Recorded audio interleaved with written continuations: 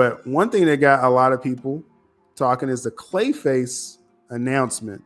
Clayface, it's a spinoff centered on the Batman villain. Been in the works with Mike Flanagan. He wrote it. He pitched it 2 years ago. He has a finished script. Now it has been greenlit to shoot next year. So they're going to film this early 2025. It's going to be released on September 11th, 2026. They got some people thinking, well, Batman Part 2 comes out October. You got Clayface in September. Next month, the Batman's supposed to come out. They have to move, right? I mean, no, the Batman Part 2 don't have to move. Now, the only reason why the Batman Part 2 would move is if something's up with this script.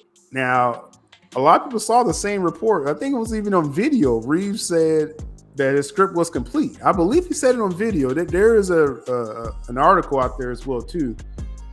But Gunn has come out and says, "No, we ain't even got the first draft." So I guess Reeves misspoke. I guess that's what we're saying. I don't know. It's a little fishy, but no, the Batman Part 2 is not being canceled.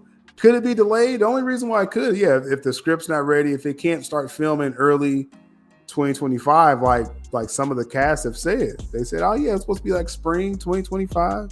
So it still could make that.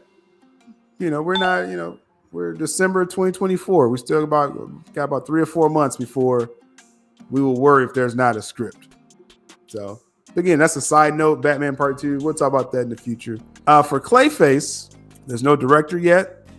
The idea is to make a horror movie in a $40 million range. Now that's interesting, like just the take on that. Now Gunn has come out and said this is a DCU story as well. So this is to diversify the DC studio slate. Again, low budget. You can do a lot with the centered story. And I say, we just talked about Sony, right?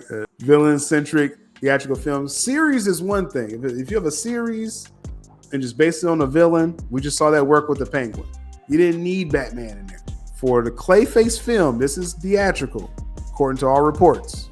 You gotta have just one shot of a Batman in that film. Like, you could use a straight up stunt man, not even show Batman's face.